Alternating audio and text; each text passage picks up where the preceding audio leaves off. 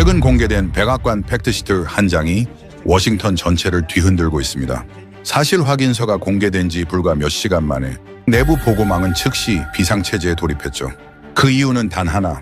미국이 70년 동안 그 어떤 동맹에게도 절대 넘기지 않았던 핵심 전략 조항 4개가 한국 문서에서 고의로 삭제된 채 발견된 것입니다. 하지만 더 큰 충격은 그 다음이었습니다. 국방부 회의에서 터진 한마디. 저 4개의 조항이 한국에 들어가면 미국은 끝장입니다. 곧바로 은폐 시도로 이어졌지만 지워진 흔적은 이미 수면 위로 떠올랐습니다. 미국이 끝까지 숨기려 했던 4개의 조항, 그리고 한국이 준비한 엄청난 반격, 그 놀라운 이야기의 전말을 지금 공개합니다. 대한민국의 힘을 믿으신다면 감동이라고 댓글로 응원해주세요. 장관님, 대체 뭘 숨기고 계십니까? 기자의 목소리가 브리핑룸을 가득 채웠습니다. 한국 문서에만 해결료 조항이 빠져 있습니다. 이게 편집 실수라고요? 찰스 러트닉 상무장관이 말끝을 흐렸습니다. 그건 기술적인. 저는 그 장면을 지하 국방부 사무실에서 지켜봤죠. 18년간 원자로를 분석해온 전략기획국 선임 분석관으로서 저는 알 수 있었습니다. 저 사람 거짓말하고 있다고요. 그리고 10분 뒤 제게 호출 명령이 떨어졌습니다. 한미 정상회담이 끝난 다음 날이었어요. 백악관 브리핑룸에 긴급 생방송 알림이 뜬 겁니다. 기자들이 분주하게 자리를 채우는 가운데 러트닉이 연단에 섰죠. 평소와 달리 표정이 굳어 있었습니다. 손에 든 서류를 한두 번 더 넘기는 모습이 묘하게 불안해 보였어요. 한 기자가 팩트시트를 흔들며 질문을 던졌습니다. 장관님, 왜 한국 문서에만 미국이 해결료를 공급하고 사용 후 반환받는다는 표준 연료 조항이 빠져 있습니까? 러트닉의 목소리가 잠시 멈칫했습니다. 기술적인 편집상의 오류일 뿐입니다. 의미 있는 변화는 아닙니다. 하지만 말끝이 흐려진 그 순간 브리핑룸 전체가 뭔가 숨기고 있다는 냄새로 가득 찼죠. 다른 기자들이 손을 들기 시작했고 러트닉은 서둘러 브리핑을 마무리했습니다. 저는 모니터를 보면서 생각했어요. 저건 오류가 아닙니다. 저건 의도적으로 뺀 겁니다. 제 이름은 에단 로웰입니다. 미 국방부 전략기획국 소속 선임 분석관이죠. 해군 원자로, 조선공정, 핵잠수함 건조 과정을 18년간 분석해온 사람입니다. 버지니아급 핵잠의 연료봉 교체 주기부터 동맹국 핵협력 조항까지 이 분야에서 제가 모르는 건 거의 없었어요. 제 상관이 사무실 문을 열고 들어왔습니다. 에단, 한미 팩트시트 초안을 내가 제일 많이 들여다봤지? 예, 지난 석 달 동안 거의 매일 검토했습니다. 지금 문서에서 어떤 조항 하나가 흔적도 없이 사라졌어. 내가 찾아야 한다. 상관은 담담하게 말했지만 그 눈빛은 심각했습니다. 책상 위에 빨간 파일을 내려놓으며 덧붙였죠. 내가 틀리면 내 커리어가 끝날 거야. 하지만 우리가 틀리면 미국 해군 전체가 끝날 수도 있어. 그 말에 등줄기에 식은땀이 흘렀습니다. 상관은 과장하는 사람이 아니었어요. 그가 저렇게 말한다는 건 정말 심각한 상황이라는 뜻이었습니다. 저는 즉시 내부 서버에 접속했습니다. 한미 팩트시트 초안을 열람하려 했지만 이상한 일이 벌어졌어요. 문서 일부가 비정상적으로 암호화되어 있었던 겁니다. 18년간 이런 문서를 다뤄왔지만 이런 경우는 처음이었죠. 접근 로그를 추적해봤습니다. 그런데 더 이상한 게 보였어요. 미 상무부 계정이 3번에 걸쳐 수정한 기록이 찍혀 있었던 겁니다. 첫 번째 수정은 회담 일주일 전, 두 번째는 사흘 전, 세 번째는 회담 당일 새벽이었습니다. 상무부가 핵잠 팩트시트를 해군도 아니고 국무부도 아니고 상무부가 왜 이 문서를 만졌다는 겁니까? 상무부는 무역과 통상을 담당하는 곳이에요. 핵잠수함 건조협정과는 아무 관련이 없는 부서였죠. 의문이 커지는 순간 조항이 사라진 자리에서 메타데이터 한 줄이 눈에 들어왔습니다. 삭제된 텍스트의 흔적이었죠. 한국 핵추진 잠수함 주도권. 저는 천천히 그 단어들을 곱씹었습니다. 한국이 핵추진 잠수함 건조의 주도권을 가진다. 미국이 아니라. 문장 자체는 완전히 사라졌지만 한국이 잠수함 건조를 주도한다는 냄새만 짙게 남아 있었어요. 손가락이 떨렸습니다. 만약 이게 사실이라면 이건 미국 해군 역사상 처음 있는 일이었습니다. 미국이 동맹국에게 핵잠 건조의 주도권을 넘긴다? 말이 안 되는 일이었죠. 바로 그때 국방부 복도에서 인기척이 들렸습니다. 낯선 동양인이 나타났어요. 일본 해상자위대 출신 전략가 사토 유이치였죠. 통역을 동반한 그는 제 옆을 지나가며 조용한 영어로 말했습니다. 한국에게 과도한 권한을 주는 건 매우 위험합니다. 미국이 통제권을 잃을 수도 있습니다. 동맹인 일본이 미국 내부 논의에 이 정도로 깊게 문을 두드리는 모습 자체가 이미 질서가 흔들리고 있다는 신호처럼 보였어요. 사토는 제 쪽을 한번 보고는 회의실 안으로 사라졌습니다. 저는 그를 스쳐 지나가며 생각했죠. 일본이 왜 이렇게까지 반응하는 거지? 한국 핵잠이 그렇게 위협적인가? 아니면 일본이 받지 못한 뭔가를 한국이 받았다는 뜻인가? 밤이 됐습니다. 텅 빈 사무실에서 저는 모니터를 바라보며 결심했죠. 화면 속에는 여전히 그 메타데이터가 떠 있었어요. 한국 핵추진, 잠수함, 주도권. 네 단어가 마치 저를 향해 무언가를 말하는 것 같았습니다. 이건 단순히 문서의 문제가 아니야. 잘못 풀리면 미국 해군이 무너질 수도 있어. 상관의 말이 머릿속에서 맴돌았습니다. 미국 해군 전체가 끝날 수도 있다. 그 말이 과장이 아닐 수도 있다는 생각이 들었어요. 중국은 이미 연간 핵잠수함을 6척씩 찍어내고 있습니다.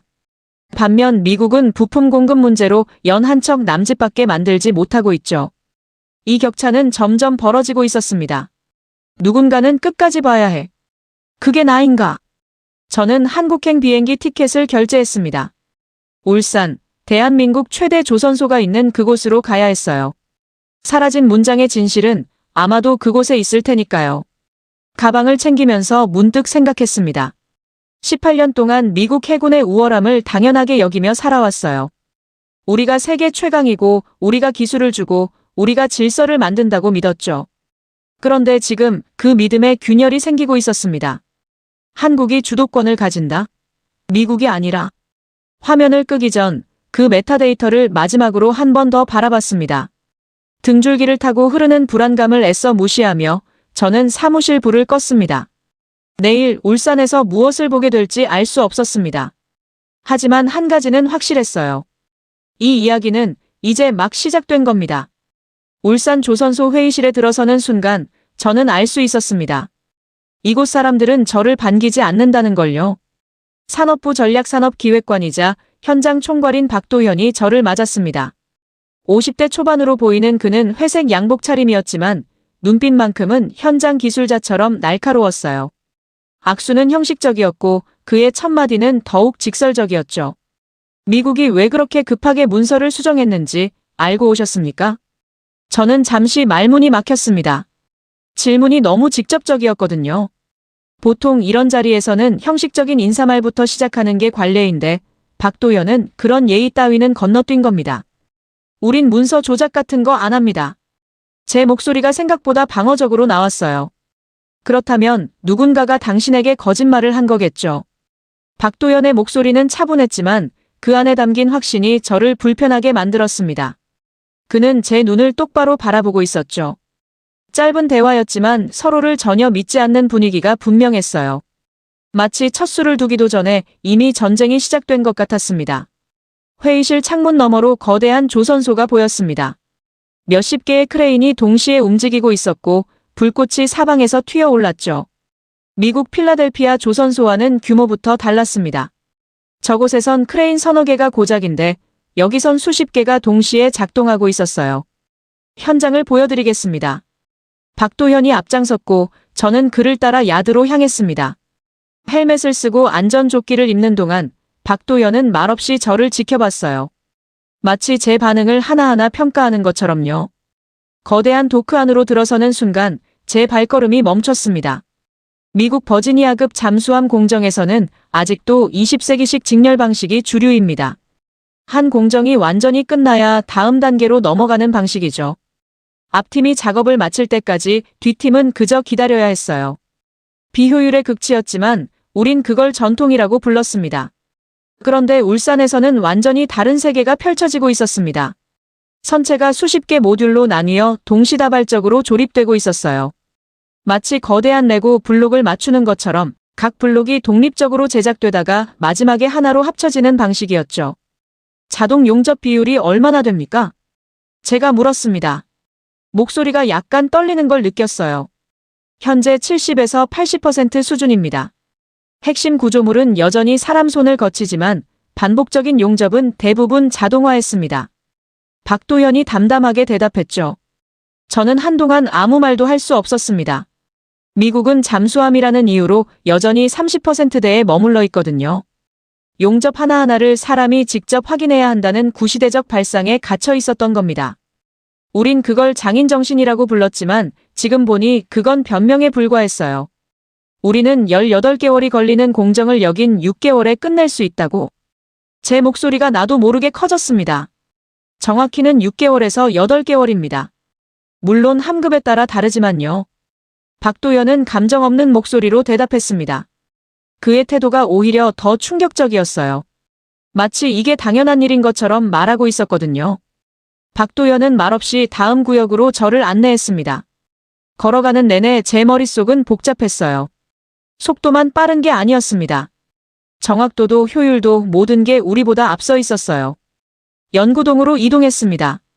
건물 안으로 들어서자 시원한 에어컨 바람이 얼굴을 스쳤어요. 최은서 연구원이 저를 맞았죠.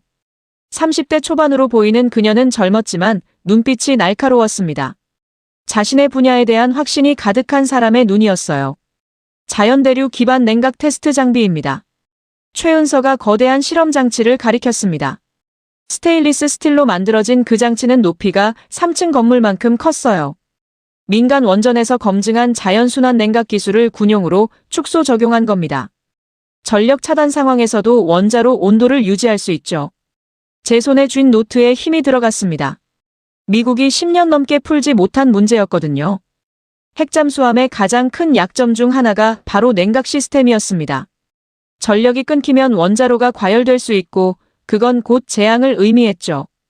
우린 그 문제를 해결하지 못해 예비 전력 시스템을 2중, 3중으로 구축하는데 천문학적인 비용을 쏟아붓고 있었어요. 그런데 한국은 이미 소형 경수로와 도산 안창호급 잠수함의 리튬, 배터리 실증을 통해 군용 전환까지 가시화하고 있다는 겁니까? 네, 맞습니다. 도산 안창호급에서 검증한 무산소 추진 시스템 경험도 큰 도움이 됐습니다. 최은서의 대답은 간결했습니다. 과장도 겸손도 없었어요. 그냥 사실이었죠. 그녀는 제게 추가 자료를 건넸습니다. 두께가 상당한 기술 보고서였어요. 투어가 끝난 뒤 박도연이 회의실로 저를 다시 안내했습니다. 창밖으로 석양이 지고 있었어요. 몇 시간 동안 현장을 돌아다닌 탓에 다리가 아팠지만 머릿속은 더 복잡했습니다. 박도연은 책상 서랍에서 빨간 파일 하나를 꺼냈어요. 이건 미국이 처음 우리에게 보낸 팩트시트 초안 일부입니다. 미국 쪽에선 아마 지금 이 버전이 없을 겁니다. 제 손이 떨렸습니다. 파일을 펼치자 잘려나간 조항의 뒷부분이 남아 있었어요. 대한민국은 잠수함 건조 과정의 모든 실무 권한을 단독 행사한다. 앞부분은 칼로 도려낸 것처럼 사라져 있었지만 건조 주도권이 한국에게 있다는 구조는 분명했습니다. 제 심장이 빠르게 뛰기 시작했어요. 왜 앞부분을 이렇게까지 숨긴 거지? 중얼거리는 제 목소리가 떨렸습니다. 박도현이 조용히 말했죠. 미국이 뭘 두려워하는지 아십니까? 자신들의 우월함이 무너지는 걸 두려워하는 겁니다. 70년 동안 당연하게 여긴 질서가 바뀌는 걸 받아들이지 못하는 거예요. 그날 밤 호텔 방으로 돌아온 저는 샤워를 하려던 참이었어요. 넥타이를 풀고 셔츠 단추를 풀던 그때 암호화된 위성폰이 울렸습니다. 화면에 뜬 이름을 보고 등줄기가 차갑게 식었죠. 러트닉 상무장관의 비서관이었습니다. 애단, 한국 쪽에서 듣는 것들은 참고만 해. 보고서에 쓸 내용은 워싱턴에서 정한다. 비서관의 목소리는 차가웠습니다. 마치 얼음장 같았어요. 잘못된 보고 올리면 국방부 한두 명 갈아 끼우는 건 어렵지 않다는 거 알지? 그 말은 협박이 아니라 사실 통보처럼 들렸습니다. 전화를 끊은 뒤 저는 침대에 주저앉았습니다. 손이 떨렸어요. 창밖으로 울산 조선소의 불빛이 보였습니다. 밤인데도 작업이 계속되고 있었죠. 아, 이 판에서 누군가 틀리면 그 사람은 나겠구나. 상무부는 제게 선택을 강요하고 있었습니다. 진실을 쓰거나 커리어를 지키거나 둘 중 하나였죠. 다음 날 아침 호텔 복도에서 우연히 사토 유이치와 마주쳤습니다. 그는 저를 보자 가까이 다가와 낮게 말했어요. 한국은 이미 선을 넘었습니다. 미국이 통제하지 못하는 방향으로요. 그의 목소리엔 공포가 섞여 있었습니다. 일본이 70년 동안 쌓아온 전략적 위치가 흔들리고 있다는 걸 그는 알고 있었던 겁니다. 사토를 지나쳐 엘리베이터에 탔습니다.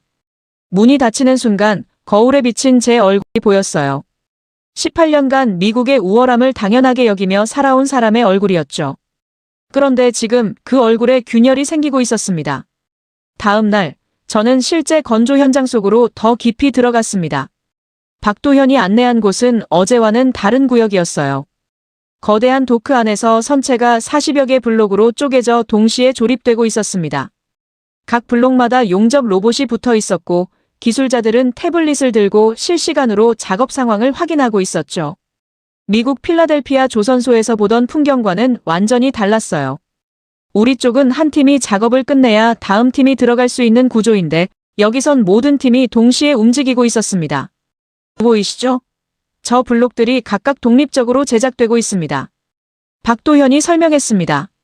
미국 방식대로라면 저 블록들을 하나씩 순서대로 만들어야 하지만 우린 동시에 진행합니다.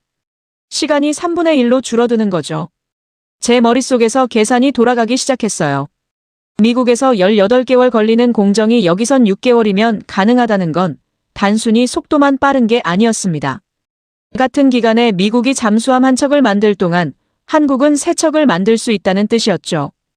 비효율적인 대기 시간, 공정 간 공백이 여기선 거의 없었습니다.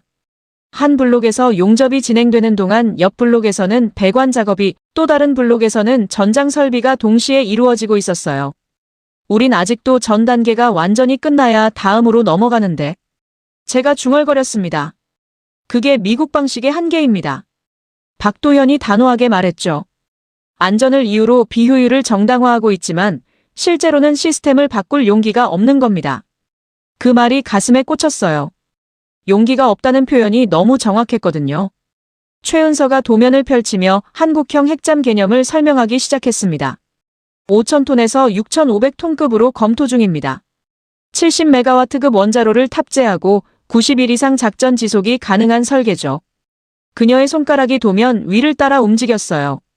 최대 14기 이상의 장거리 순항미사일과 탄도미사일을 탑재할 수 있는 수직발사대 구조가 검토되고 있습니다. 도산 안창호급의 6셀 수직발사대를 확장한 개념이에요. 제가 중얼거렸습니다. 핵무기 없이도 핵억제력에 가까운 전략 타격 플랫폼이라는 거군요. 정확합니다. 최은서가 고개를 끄덕였죠. 박도현은 조용히 덧붙였습니다. 우린 버지니아급 같은 8,000톤에서 9,000톤짜리 괴물을 만들 생각이 없습니다. 한국 해역과 동부가 전장에 최적화된 크기와 속도를 기준으로 설계하고 있어요. 그 말을 듣는 순간 저는 깨달았습니다. 미국은 과시를 위해 거대한 잠수함을 만들지만 한국은 실제로 이기기 위한 잠수함을 만들고 있다는 걸요. 전장에서 필요한 건 크기가 아니라 효율성이었고 한국은 그걸 정확히 알고 있었습니다.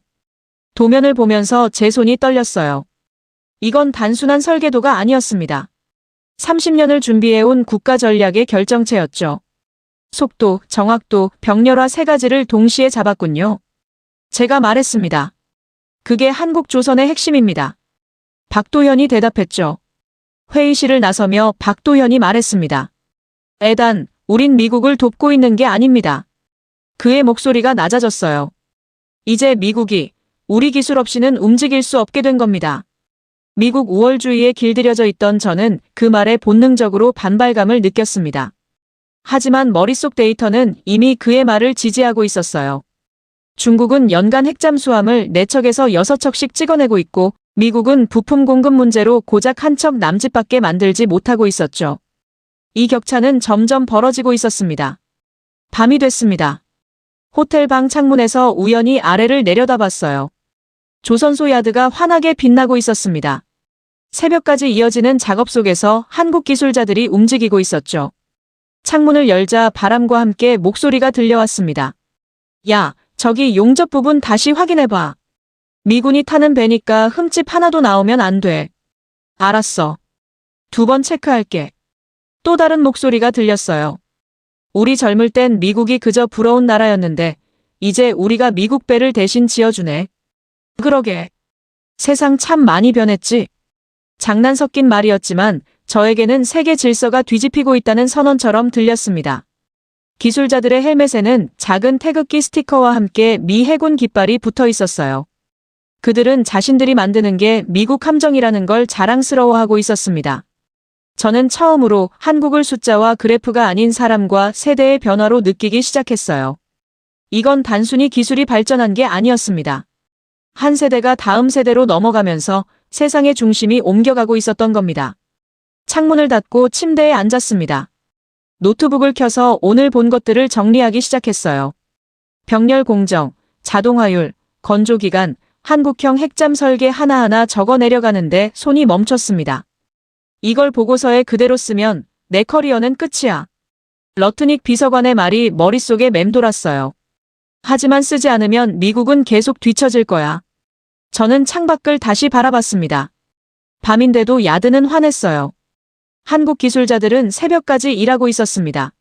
미군이 타는 배니까 완벽해야 한다면서요. 옛날엔 우리가 도움을 받았으니 이제는 우리가 도와줄 차례라고. 아까 들은 기술자의 말이 다시 떠올랐습니다. 저는 노트북 화면을 바라보며 깨달았어요. 한국 사람들은 자신들을 도움을 받는 쪽이 아니라 도와주는 쪽으로 인식하고 있었습니다. 반면 미국은 아직도 자신들이 도움을 주는 나라라고 믿고 있었죠. 우린 아직도 우리 자신을 도움을 주는 나라라고 믿는데 이 사람들은 자신을 도와주는 쪽으로 인식하고 있잖아. 그 간극이 너무 컸습니다. 저는 천천히 타이핑을 시작했습니다. 오늘 본 것들을 있는 그대로 적어 내려갔어요. 병렬 공정이 얼마나 효율적인지, 한국형 핵잠 설계가 얼마나 정교한지, 기술자들이 얼마나 자부심을 가지고 일하는지, 진실을 쓸 것인가, 커리어를 지킬 것인가. 선택의 시간이 다가오고 있었습니다. 다음 날 아침 호텔 로비에서 CNN 뉴스가 나오고 있었습니다. 그런데 화면 속 자막이 제 눈길을 사로잡았어요. 일본, 한국 핵잠 보유 시 동북아 균형 붕괴 우려 표명. 뉴스를 자세히 보니 일본 방위성 관계자가 긴급 기자회견을 열었더군요. 화면 속 관계자는 심각한 표정으로 말하고 있었습니다. 한국이 핵추진 잠수함을 보유하게 되면 일본의 방위 전략에 근본적인 재검토가 필요합니다. 제 핸드폰이 진동했어요. 국방부 동료가 보낸 메시지였죠.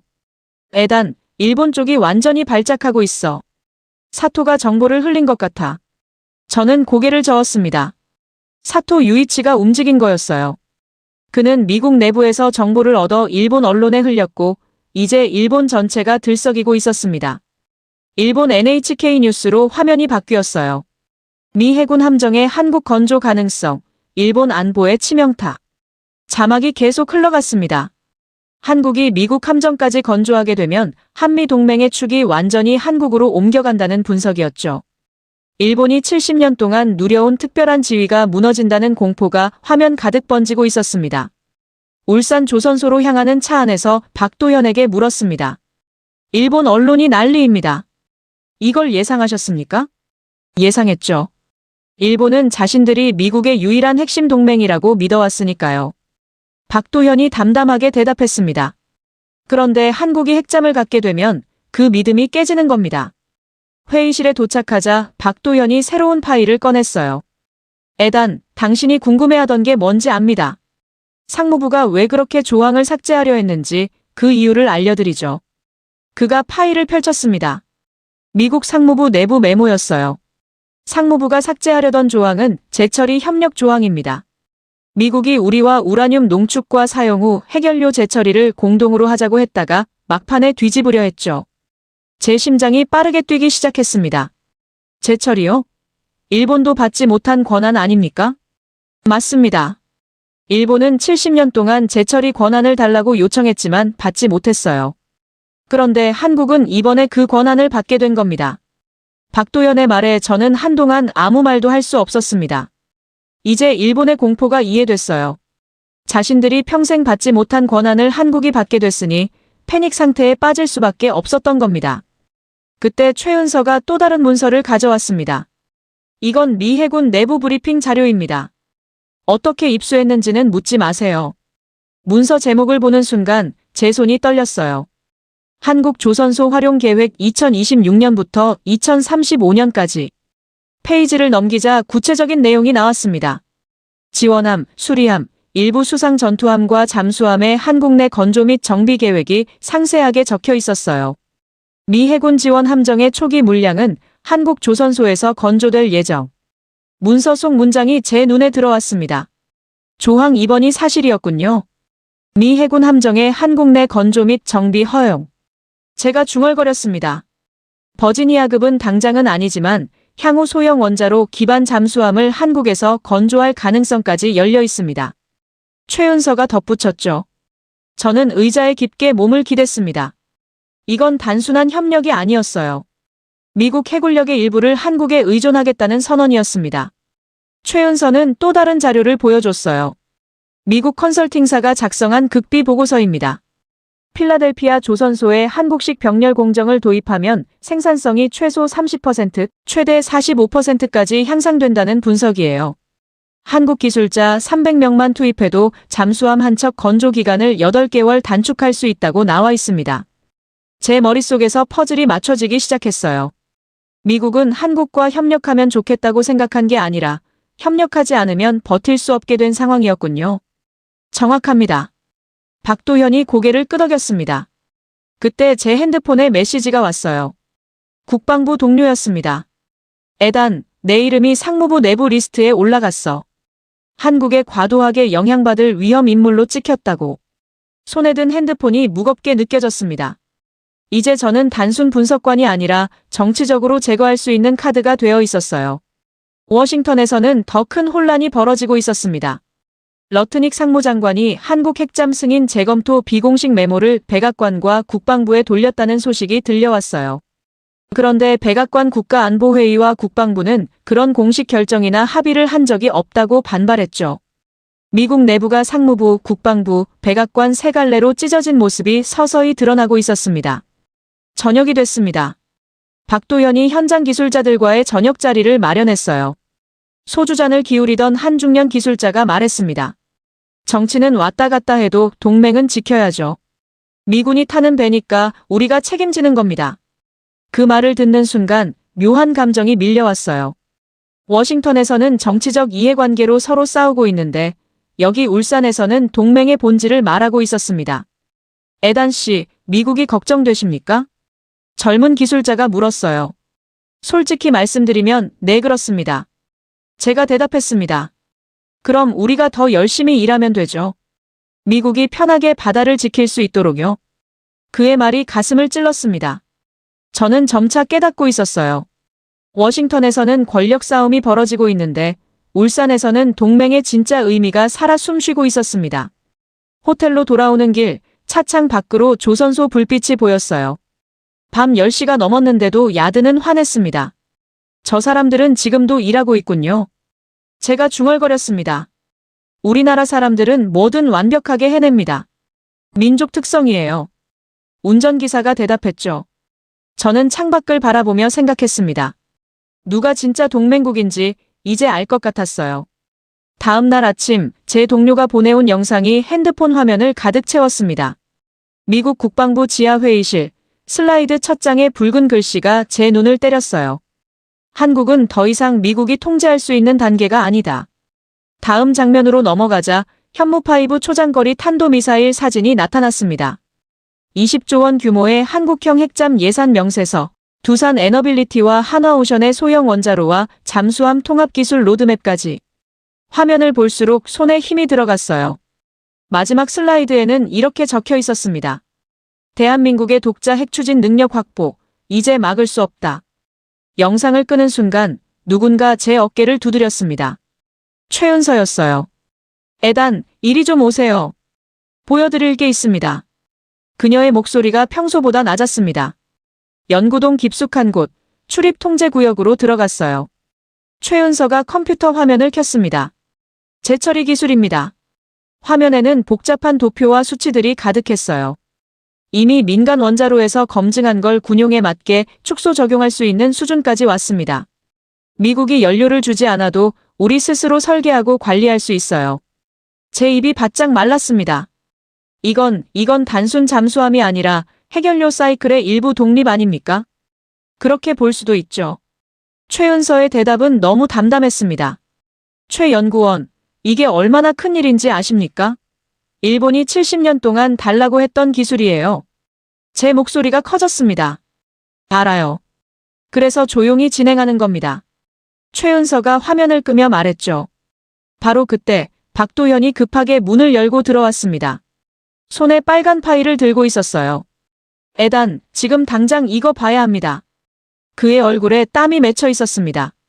18년 국방부 생활에서 박도현이 이렇게 급박한 모습을 보인 건 처음이었어요. 파일을 펼치자 조항 3번의 중간 문장이 나타났습니다. 한미 양국은 우라늄 농축 및 사용 후 해결료 재처리 기술을 공동으로 개발하고 협력한다. 제 손이 떨렸습니다. 이게 진짜입니까? 미국이 삭제하려다 실패한 버전입니다. 완전히 지우지 못하고 메타데이터의 일부가 남아 있었어요. 박도현의 목소리가 낮아졌습니다. 일본도 못 받았습니다. 독일도 프랑스도 영국도 이 정도 권한은 없어요. 오직 한국에만 들어간 조항입니다. 미국이 한국 없이는 중국을 막을 수 없다고 판단했기 때문입니다. 그 순간 제 핸드폰이 울렸습니다. 화면을 보는 순간 심장이 멎는 것 같았어요. 러트닉 상무장관 직통 전화였습니다. 잠시 실례하겠습니다. 저는 복도로 나가 전화를 받았어요. 러트닉의 목소리는 얼음장 같았습니다. 에단, 그 파일 지금 손에 들고 있지? 난 내가 어디서 뭘 보는지 다 알고 있어. 그 파일 당장 닫게. 협박이 아니라 명령이었습니다. 장관님, 하지만 이건 사실이지 않습니까? 미국이 한국에게. 닥쳐. 러트닉이 소리쳤습니다. 18년 공직 생활에서 상관이 제게 소리를 지른 건 처음이었어요. 그 라인은 여기서 끊어야 한다. 그 조항이 보고서에 들어가면 어떻게 되는지 알아? 일본이 발작하고 유럽이 똑같은 걸 요구하고 미국의 핵통제 체계 전체가 무너져. 에단, 내 경력을 생각해. 아니, 내 가족 생각해. 워싱턴으로 당장 돌아와. 내일 아침 비행기 타. 전화가 끊겼습니다. 손에 든 핸드폰이 땀으로 미끄러질 것 같았죠. 회의실로 돌아가자 박도현이 제 표정을 보고 알았는지 조용히 물었습니다. 러트닉이 뭐라고 하던가요?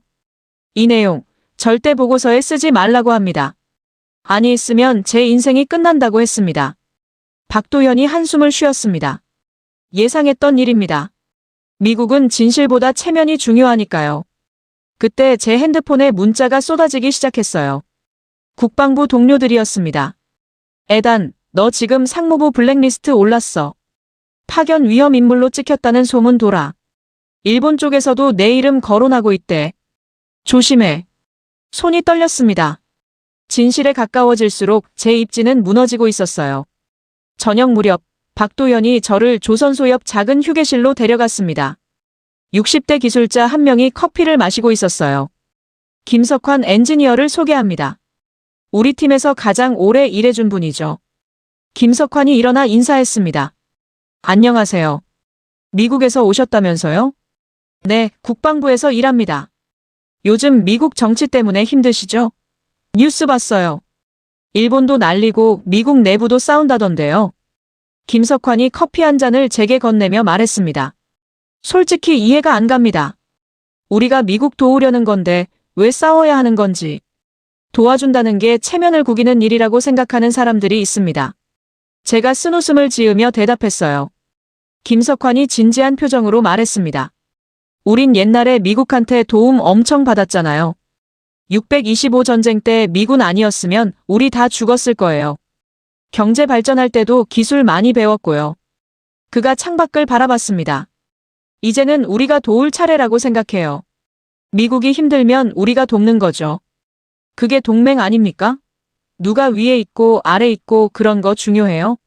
제 가슴이 먹먹해졌습니다. 에단 씨, 미국 정치인들 자존심 때문에 고생하시는 것 같은데요. 우린 그냥 같이 잘 살면 된다고 봐요. 미국이 1등이든 우리가 1등이든 그게 뭐가 중요해요? 함께 중국 맞고 함께 바다 지키면 되는 거 아닙니까? 김석환의 말 한마디 한마디가 제 가슴을 파고들었습니다. 밤, 호텔 방으로 돌아왔어요. 노트북을 켜자 조항 3번 문서가 화면을 채웠습니다. 우라늄 농축 사용 후 해결료 재처리, 공동 협력. 창밖 조선소가 환하게 빛나고 있었습니다. 새벽 2시인데도 불빛이 꺼지지 않았어요. 다음 날 회의실 테이블 위에는 그동안 모아온 조각들이 어지럽게 펼쳐져 있었어요. 박도현이 건네준 2개의 빨간 파일, 조항 1번의 뒷부분과 조항 3번의 중간 문장이었습니다. 미 상무부 로그에서 빼낸 수정 기록, 국방부 서버에서 복원해온 메타데이터도 함께 놓여 있었죠. 그리고 한국이 자체 보관해온 첫 번째 한미 초안 스캔본까지. 저는 그 자료들을 바라보며 중얼거렸습니다. 이걸 숨기는 건 분석관이 아니라 공범이지. 최은서가 노트북을 제 앞으로 돌렸어요. 에단, 이거 보세요. 처음 초안이 미국에서 넘어올 때 혹시 몰라서 내부 서버에 원본을 암호화해뒀습니다. 왜 그렇게 하셨습니까? 미국을 믿지 못했던 겁니까? 제가 물었습니다. 솔직히 말하면 당신네가 나중에 말을 바꿀 수도 있을 거라고 생각했거든요. 실제로 그렇게 됐잖아요. 최은서의 말에 저는 아무 대꾸도 하지 못했습니다. 그녀의 예상이 정확히 맞아떨어졌으니까요. 이제 퍼즐을 완성할 수 있겠네요. 조각들을 다 모았으니까 말입니다. 박도현이 조용히 말했습니다. 우리는 밤새 각 문장과 로그를 대조하기 시작했어요. 상무부가 삭제한 앞부분, 잘려나간 중간 문장, 남아있는 메타 태그들을 한국 쪽 백업본과 하나씩 맞춰보며 복원해 갔습니다. 새벽 3시가 됐을 때 드디어 조항 1번부터 4번까지의 원문이 완전체로 재구성됐어요. 화면에 나타난 문장들을 읽는 순간 제 손이 떨렸습니다. 한국은 핵추진 잠수함 설계, 건조, 운영을 주도하며 미국은 기술 감시권이 아닌 전략적 지원 역할만 수행한다. 조항 1번이었습니다. 미국이 주도하는 게 아니라 한국이 주도한다는 문장이 명확했어요. 미국 해군 함정은 한국 조선소에서 건조 및 정비할 수 있다. 보조함, 지원함, 일부 잠수함을 포함한다.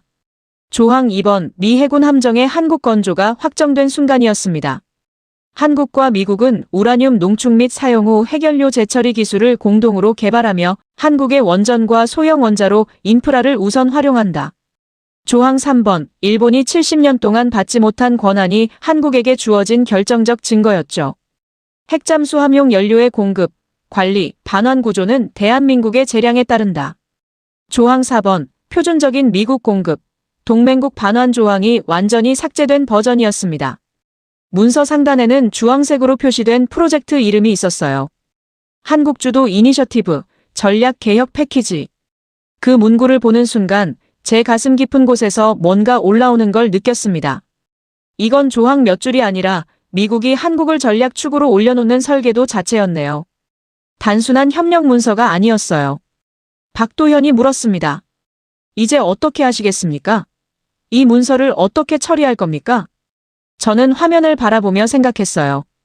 이 복원본을 그냥 한국 쪽에만 둘 수는 없었습니다. 한국이 일방적으로 언론에 공개하면 한국의 일방적 주장으로 몰려버릴 위험이 컸거든요. 국방부 내부에도 지워지지 않는 흔적을 남겨야 합니다. 양쪽 서버에 모두 기록이 남아야 진실을 부정할 수 없을 테니까요. 박도현이 심각한 표정으로 말했어요. 당신 커리어가 진짜로 끝날 수도 있습니다. 아니, 끝날 게 확실합니다. 저는 짧게 웃었습니다. 이미 끝난 거나 마찬가지죠. 계정도 정지됐고 블랙리스트에도 올랐으니까요. 그렇다면 적어도 끝나는 이유만은 제대로 만들겠습니다. 노트북을 켜고 국방부 시스템에 접속했어요. 제 개인 계정은 이미 정지됐지만 기록 보존 전용 서버는 아직 접근이 가능했습니다. 이 서버는 한번 올라간 기록을 정치적으로 삭제할 수 없는 구조로 설계돼 있었죠. 조항 1번부터 4번까지의 원문, 수정, 로그, 한국 백업본 스캔을 모두 묶어 암호화해서 업로드하기 시작했습니다. 박도현이 제 어깨에 손을 올렸습니다. 에단, 당신은 정말 용감한 사람입니다. 조직과 싸우면서까지 진실을 지키는 건 쉬운 일이 아니거든요. 100% 업로드 완료. 그 순간 노트북 화면이 붉게 번쩍였어요. 보안 위반, 접근 권한 완전 종료. 제 휴대전화가 진동했습니다. 문자 메시지였어요. 귀하의 최근 활동에 대한 조사에 착수합니다. 귀국 후 즉시 감찰 조사를 받으시기 바랍니다. 국방부 감찰실에서 온 공식 통보였습니다. 곧이어 박도현의 휴대전화도 울렸어요. 그는 통화를 마치고 저를 바라봤습니다. 미국 상무부가 방금 한국 정부에 항해 서한을 보냈습니다. FBI 연락관이 대사관을 통해 당신의 임시 보호 해제를 요구했다고 하네요. 명분이 뭡니까? 대체 무슨 이유로 그런 요구를 한 겁니까? 제가 물었습니다. 절차 위반이라고 합니다. 하지만 실제 목적은 당신을 조용히 정리하는 거겠죠. 폭로자를 없애버리려는 겁니다. 박도현이 냉정하게 대답했습니다. 최은서가 불안한 표정으로 물었어요. 에단, 지금 어떻게 되는 겁니까? 설마 체포되는 건 아니죠? 미국으로 돌아가면 안전한 겁니까? 체포까지는 아닐 겁니다. 그 정도로 노골적으로 하진 않을 테니까요. 하지만 커리어는 확실히 끝났죠. 18년 쌓아온 게 하루아침에 무너지는 겁니다. 저는 노트북을 닫았습니다. 화면이 꺼지는 순간 묘한 평온함이 찾아왔어요. 그런데 말입니다. 제가 웃으며 말했습니다. 이미 조항 1번부터 4번까지 미국과 한국 양쪽 서버에 동시에 새겨져 버렸어요. 이제 누가 뭐라고 해도 누가 저를 어떻게 하든 지울 수 없습니다. 박도현이 고개를 끄덕였습니다. 에단, 당신이 옳은 일을 했습니다. 동맹이라는 게 이런 거 아니겠습니까? 서로 진실을 지켜주는 거 말입니다. 저는 창밖을 바라봤어요. 동이 트기 시작하고 있었습니다. 최은서가 따뜻한 커피를 건넸습니다. 이제 어떻게 하실 겁니까? 한국에 좀 더 머무르시겠어요? 아니요, 워싱턴으로 돌아가야죠. 조사받고 해명하고 아마 사표 쓰라는 압박도 엄청 받겠죠. 하지만 피할 순 없습니다. 회의실 창밖으로 울산 조선소가 보였어요. 새벽인데도 불빛이 환했습니다. 한국 기술자들은 벌써 출근해서 일을 시작하고 있었죠. 저 사람들은 지금도 미군이 타는 배를 만들고 있습니다. 완벽하게 만들기 위해 밤낮 없이 일하고 있어요. 진짜 동맹이 뭔지 아는 사람들입니다. 제가 말했습니다. 박도현이 조용히 말했습니다. 에단, 당신도 진짜 동맹이 뭔지 아는 사람입니다. 그래서 이런 선택을 한 거겠죠. 자기 나라 조직과 싸우면서까지 진실을 지키는 게 어디 쉬운 일입니까? 저는 대답 대신 고개를 끄덕였어요. 박도현과 최은서가 저를 배웅했습니다.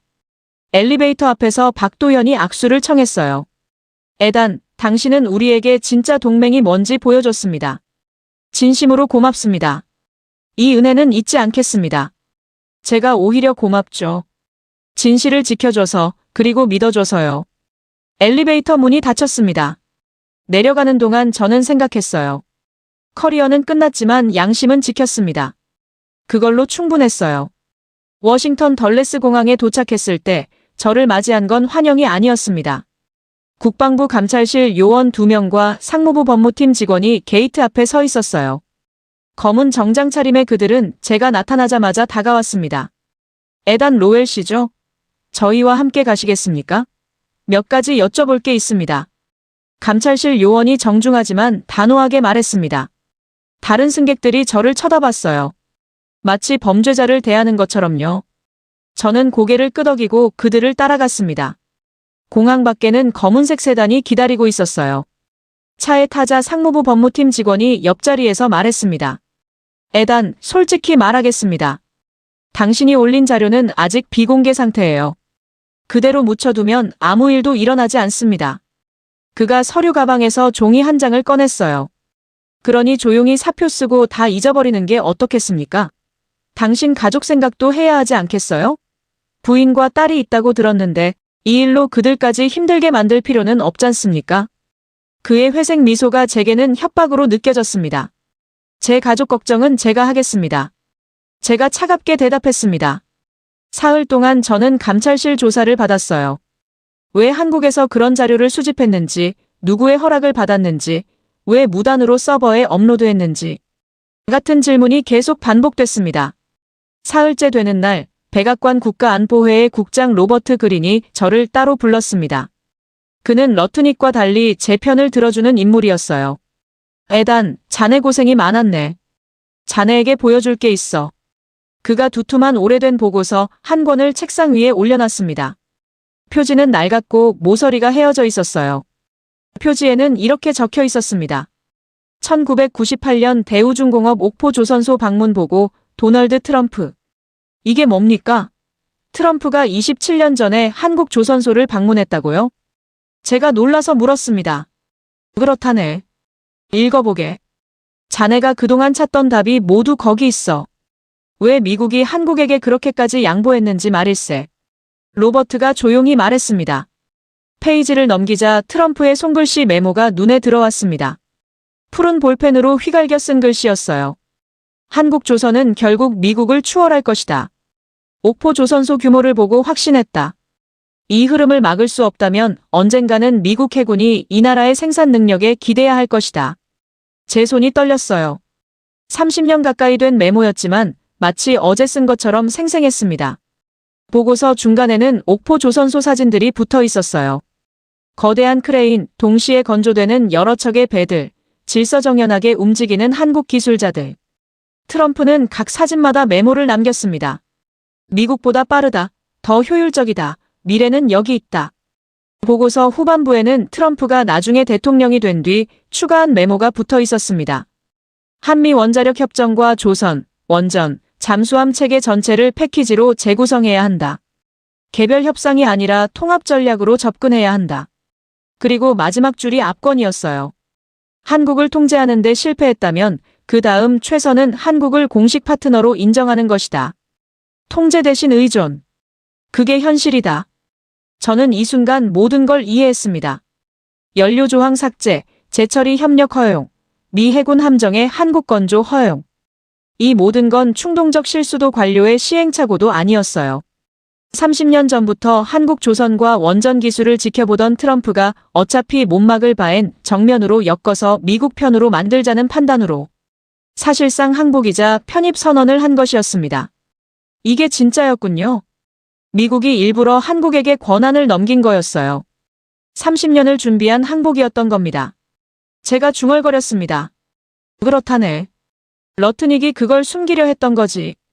미국이 항복했다는 걸, 아니 의존하게 됐다는 걸 인정하고 싶지 않았으니까.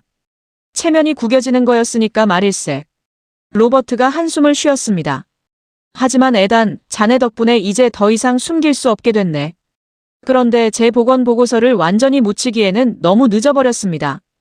국방부 내부에서 이걸 숨기면 국가적 배신이라며 반발한 젊은 장교 한 명이 비공식 채널을 통해 문서 일부를 싱크탱크 연구자에게 넘겼고 그 자료가 다시 워싱턴 포스트 기자에게 전달됐습니다. 하루 만에 헤드라인이 터졌어요. 미국, 한국에게 사실상 핵잠 건조 주도권 넘겨. 연료 통제권 한국으로. 미국 동맹사 최초 사례. 트럼프 30년 전부터 한국 조선 기술에 항복 준비했다. 뉴욕타임스, CNN, BBC까지 일제히 보도했습니다. 일본 NHK는 긴급 뉴스로 이 소식을 전했고 아사히 신문은 일면 전체를 할애했어요. 중국 관영 매체는 처음엔 미국의 해군력 공백을 비웃으려다. 오히려 한국의 역할이 너무 커지는 게 두려워 논조를 갈팡질팡했습니다. 백악관은 더 이상 침묵할 수 없게 됐어요. 만약 이걸 끝까지 부정하면 동맹에게 거짓말하는 미국 이미지만 남을 테니까요. 이틀 뒤 백악관 브리핑룸에서 공식 발표가 나왔습니다. 전 세계 기자들이 몰려든 가운데 국가안보보좌관이 연단에 섰어요. 미합중국은 대한민국이 핵추진 잠수함 역량과 관련하여 동맹의 전략적 공백을 메우는 핵심 파트너라는 사실을 잘 알고 있습니다. 이는 양국 모두에게 이익이 되는 전략적 협력입니다. 표현은 최대한 돌려 말했지만 핵심은 하나였습니다. 우린 이제 한국 없이는 못 버틴다는 거였어요. 제 핸드폰이 울렸습니다. 울산 박도현이었어요. 에단, 뉴스 다 봤습니다. 당신이 해냈어요. 드디어 진실이 세상에 나왔습니다. 이제 누구도 부정할 수 없게 됐어요. 네, 그런데 저는 아마 국방부를 떠나야 할 것 같습니다. 사표 압박이 엄청나거든요. 후회하십니까? 이렇게까지 할 필요가 있었냐고 생각하진 않으세요? 박도현이 조심스럽게 물었습니다. 아니요, 전혀 후회하지 않습니다. 이제야 진짜 동맹이 뭔지 알게 됐으니까요. 서로 진실을 지켜주는 게 동맹이더군요. 전화를 끊고 창밖을 바라봤습니다. 워싱턴의 하늘은 흐렸지만 제 마음은 맑았어요. 미국은 인정했습니다. 한국 없이는 못 버틴다고요. 30년을 준비한 항복이었습니다. 제 이름은 하루아침에 전 세계 안보 커뮤니티에 퍼졌습니다. 한국 핵잠 조항을 폭로한 미국 국방부 분석관. 언론은 저를 그렇게 불렀어요. 일주일 뒤 국제전략문제연구소, 랜드연구소, 전략국제문제연구소 같은 주요 싱크탱크들이 제 보고서를 검증하기 시작했습니다. 처음엔 미국 정부의 압력으로 묻힐 줄 알았는데 오히려 학계가 먼저 움직였어요. 랜드연구소 선임연구원이 발표문을 냈습니다. 에단 로웰의 분석은 사실에 기반하고 있으며 한미 관계의 새로운 국면을 정확히 포착했다. 이는 동맹 관계의 진화를 보여주는 역사적 문서다. 영국 제임스 위클리 박사는 더 직설적이었어요. 한국이 2035년 이전에 실전 배치 가능한 핵추진 잠수함을 확보하면 일본 해상자위대의 작전 개념은 구조적으로 붕괴될 것이다. 동북아 해양 질서는 근본적으로 재편된다. 프랑스 르피가로는 일면 기사로 이렇게 썼습니다. 한국의 핵잠 계획은 아시아판 바라쿠다 프로젝트다. 핵무기 없이도 핵억제력에 가까운 전략 타격 능력을 갖춘 비핵 국가의 새로운 모델이다. 국제회의장에서 한 독일 연구자가 발표했습니다. 한국은 이미 K2 전차, K9 자주포, KF-21 전투기, 현무미사일, LSAM 방공체계까지 하늘과 땅 전력을 자국 기술로 채운 상태였습니다. 그가 슬라이드를 넘겼어요. 이제 남은 마지막 퍼즐인 바닷속 전략 플랫폼까지 자기 손으로 완성하려는 겁니다. 이건 세계 최초의 비핵 3중 억제 체계예요. 핵무기 없이도 전략적 억제력을 완성하는 새로운 패러다임입니다. 청중석에서 박수가 터져나왔습니다. 미 의회에서는 긴급 청문회가 열렸어요. 상원 군사위원회 위원장이 국방부 장관에게 물었습니다. 장관, 우리는 언제부터 한국에게 이렇게까지 의존하게 된 겁니까? 국방부 장관이 답변했습니다. 의원님, 의존이라기보다는 파트너십의 진화라고 봐야 합니다. 중국이 연간 4척에서 6척의 핵잠을 생산하는 상황에서 미국 혼자서는 격차를 메울 수 없습니다. 위원장이 보고서를 들어올렸어요. 이 보고서에는 이렇게 적혀 있습니다. 이제 시험받는 쪽은 한국이 아니다. 시험받는 쪽은 미국이다. 우리는 이 새로운 현실을 직시할 수 있는가? 장관, 이게 사실입니까? 장관이 잠시 침묵하다 대답했습니다. 네, 사실입니다. 우리는 변화를 받아들여야 합니다. 그 말이 전 세계로 타전됐어요. 일본 국회는 더 혼란스러웠습니다. 야당 의원이 격하게 발언했어요. 한국의 핵잠 등장으로 우리가 70년간 믿어온 해양 우위는 끝났습니다. 일본은 이제 어떻게 해야 합니까? 우리가 1,000억 달러를 더 냈는데도 한국이 모든 걸 가져갔습니다. 여당 의원이 반박했습니다. 그건 우리가 기술이 없었기 때문입니다. 돈으로 모든 걸 살 수는 없습니다. 그 말이 사실이었어요. 한국은 기술로 승부했고 일본은 돈으로 승부하려 했습니다. 미국은 기술을 선택했죠. 그 사이 울산 조선소에는 변화가 일어나고 있었습니다. 미국, 영국, 프랑스, 중동 국가들의 해군 관계자들이 줄을 이어 방문했어요. 영국 해군 제독이 박도현에게 말했습니다. 우리가 못 만드는 걸 당신들이 만들 수 있다면 이제 우리도 당신들에게 배워야 합니다. 자존심 때문에 뒤처질 순 없지 않겠습니까? 프랑스 해군 대령도 비슷한 말을 했어요. 바라쿠다급 건조에 10년이 걸렸습니다. 당신네 방식이라면 3년이면 되겠더군요. 기술 협력을 논의하고 싶습니다. 한국 기술자들은 어색하게 웃으며 예전 자신들이 미국을 대하던 태도를 떠올렸습니다. 한 달 뒤, 저는 워싱턴 국제안보포럼에 초청받았습니다. 사표는 아직 내지 않았지만 국방부에서 사실상 대기 발령 상태였어요. 연단에 서기 전 휴대폰에 이메일 알림이 떴습니다. 울산 기술자 단톡방에서 보낸 메일이었어요. 에단, 당신이 지킨 건 우리나라만이 아닙니다. 당신은 동맹의 진짜 의미를 지켜준 겁니다. 기술은 우리가 만들 테니 진실은 앞으로도 당신 같은 사람들이 지켜주세요. 우리는 당신을 잊지 않겠습니다. 제 눈가가 뜨거워졌습니다. 에단 로웰 박사님, 준비되셨습니까? 진행 요원이 물었어요. 네, 준비됐습니다. 저는 깊게 숨을 들이쉬고 연단으로 걸어갔습니다. 촬영 카메라 불빛이 눈앞에 쏟아졌어요. 500명이 넘는 청중이 저를 바라보고 있었습니다. 마이크 앞에 섰습니다. 준비한 원고를 펼쳤지만 첫 문장을 읽는 순간 원고는 필요 없다는 걸 깨달았어요. 한국이 없었다면 미국은 더 이상 바다에서 강대국이 아니었을 것입니다. 제 목소리가 회의장에 울렸습니다.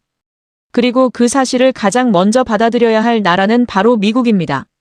저는 18년간 미국의 우월함을 당연하게 여기며 살았습니다. 하지만 울산에서 본 건 달랐습니다. 청중들이 숨죽이며 들었어요. 한국 기술자들은 새벽까지 일하면서 이렇게 말했습니다. 미군이 타는 배니까 완벽해야 한다고요. 옛날엔 우리가 도움받았으니 이제는 우리가 도울 차례라고요. 이게 진짜 동맹입니다. 잠시 정적이 흘렀습니다. 미국은 한국을 통제하려 했습니다. 하지만 실패했죠. 그래서 트럼프 대통령은 30년 전부터 다른 선택을 준비했습니다. 통제 대신 의존, 명령 대신 파트너십. 그게 현실이었습니다. 박수가 터져나왔습니다. 처음엔 몇 명이었다가 점점 커지더니 결국 회의장 전체가 기립박수를 보냈어요. 그 박수는 한국이라는 나라에게, 그리고 진실을 끝까지 밀어붙인 한 분석가에게 동시에 향하고 있었습니다. 연단을 내려오면서 저는 속으로 중얼거렸습니다. 한국은 우리를 도운 나라가 아니야. 이제 세계가 한국에게 기대는 시대가 온 거야. 회의장 밖으로 나오자 박도현에게서 문자가 왔어요. 에단, 발표 잘 봤습니다. 당신은 역사를 바꿨어요. 고맙습니다. 저는 미소 지으며 답장을 보냈습니다. 아니요, 역사를 바꾼 건 한국입니다. 저는 그냥 기록했을 뿐입니다. 여러분, 오늘 이야기 어떠셨습니까? 미국 국방부 분석관 에단이 발견한 진실, 한국이 핵잠수함 건조를 주도하고 미 해군 함정까지 만들게 된 놀라운 이야기였습니다. 30년을 준비한 미국의 항복, 그리고 한국 기술자들의 진심이 세계를 움직인 순간이었죠. 오늘 영상이 감동이셨다면 좋아요 버튼 꼭 눌러주시고요. 댓글로 여러분의 생각도 나눠주시면 감사하겠습니다. 구독과 알림 설정까지 해두시면 더 감동적인 이야기로 찾아뵙겠습니다.